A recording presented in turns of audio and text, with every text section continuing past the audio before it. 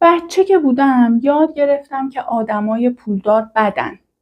اکثرشون.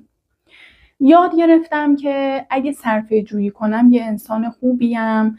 یاد گرفتم که زیاد خواستن گناهه. چند سال با این باورا زندگی کردم.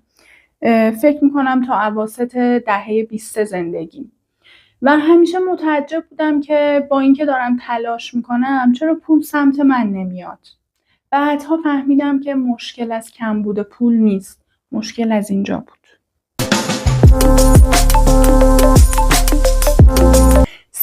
سلام، من لیلام. خیلی خوش اومدیم به این ویدیو. توی این کانال در مورد چیزایی باهاتون صحبت میکنم که یه قدم شما رو به بهترین ورژن خودتون نزدیکتر میکنه. ویدیوی امروز در مورد یه چیزیه که شاید خیلیامون ندونیم که اصلا وجود داره، ولی هست و خیلی داره تو زندگیامون تاثیر میذاره. یه سری باور عمیق که از بچگی توی ذهنمون نشسته درباره پول، درباره ثروت، درباره این که آیا اصلا لایق ما شایسته به دست آوردن یا چیزی هستیم یا نه. حالا این باورها از کجا اومدن؟ از جمله هایی که شنیدیم، از چیزهایی که دیدیم، از نزدیکترین افراد توی زندگیمون و از همه مهمتر از فرهنگی که توش بزرگ شدیم. بهمون یاد دادن که پول پرست نباش، صرفه جویی کن از همون اول. بعد بیشتر آدمای پولدار بدن. شاید اصلا از وقتی خیلی کوچیک بودیم اینا رو به خوردمون دادن و ما هم واقعا متوجه نشدیم. از مامانمون شنیدیم، از بابامون شنیدیم، از معلم ابتداییمون شنیدیم و از همه مهمتر از تلویزیون دیدیم و شنیدیم.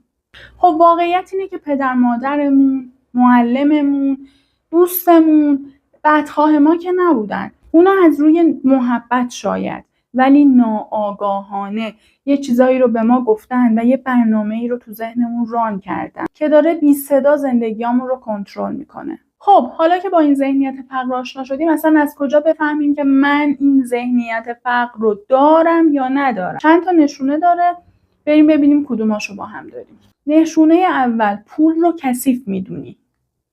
وقتی میبینی که یکی پول زیادی داره، چی میاد تو ذهنت؟ اون اولین چیزی که میاد به ذهنت چیه؟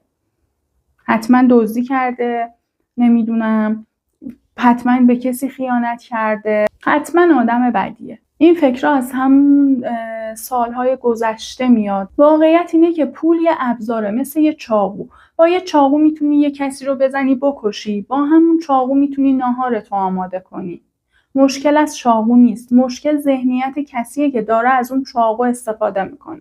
وقتی ناخودآگاهت باور داشته باشه که پول ذاتاً کثیفه، تو هر چقدرم که تلاش کنی تا پول رو به دست بیاری، حتی اگه خیلی آگاهانه داری تلاش میکنی که ثروتمند بشی، پول ازت فرار میکنه.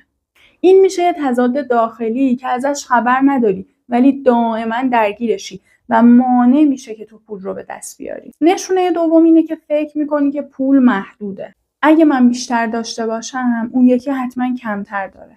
این یه باور خیلی رایج ولی کاملا غلطه. پول و ثروت مثل کیک نیست که اگه تو بیشتر بخوری واسه اون یکی کمتر بمونه. نه، وقتی یه کسب و کار جدید راه میندازی داری ثروت خلق میکنی. نشونه سوم، از قیمت گفتن خجالت میکشی. وقتی یه خدماتی داری ارائه میکنی، وقتی داری یه محصولی میفروشی، خجالت میکشی قیمتش رو بگی. راستش این مشکل خود منم هست یه جورایی. من الان بیشتر از یه ماهه که یه دوره آموزش زبان ترکی ضبط کردم و خیلی خوبه، پادکستوره و داره مکالمات روزمره ترکی رو یاد میده با تمرین و تکرار و نمیدونم معنی لغت به لغت جملات و خلاصه که براش خیلی زحمت کشیدم، ولی چون نمیتونم یه قیمت خوب براش بذارم همینجوری مونده. حتی میان میپرسن توی پیج آموزش زبانم، فالوورها میان میپرسن که آقا دوره داری فلان، میگم که نه هنوز آماده نشده، در حالی که آماده شده ولی نمیتونم یه قیمت خوب براش پیدا کنم و اینو عرضه کنم. این مشکل منم هست. خب اگه تو هم مثل منی، اینم یه نشونه ذهنیت فقره. وقتی یکی قیمت محصولت رو میپرسه، وقتی یکی قیمت خدماتی که داری عرضه میکنی رو میپرسه، نمیدونم شروع میکنی مثلا به توضیح اضافه که آره اینجوریه بعد مثلا حالا با عذرخواهی و شرمندگی قیمت رو میگی، بدون که تو هم این نشونه رو داری. متاسفانه. نشونه 4، فکر میکنی که لایق نیستی.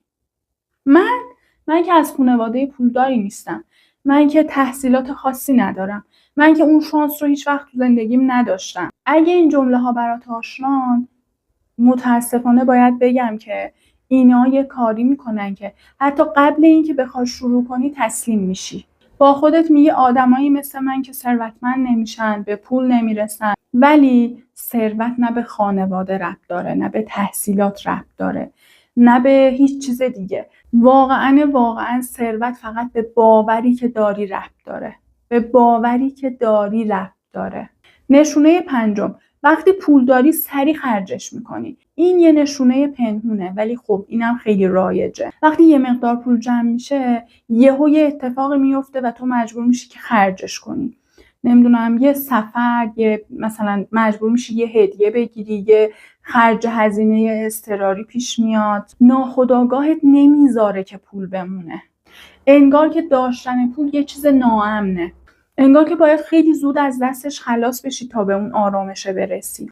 انگار که باید خیلی زود از دستش خلاص بشی تا یه اتفاق بد نیفته. خبر خوب این که ذهنیت فقر چون یاد گرفته شده، میشه از یادم بردش، میشه فراموشش کرد، میشه دلتش کرد به طور کلی. ولی خب آسون نیست و خیلی سریع هم اتفاق نمیفته. توی ویدیوی بعدی قراره که در مورد راه حل‌های از بین بردن این ذهنیت فقر صحبت کنیم با هم.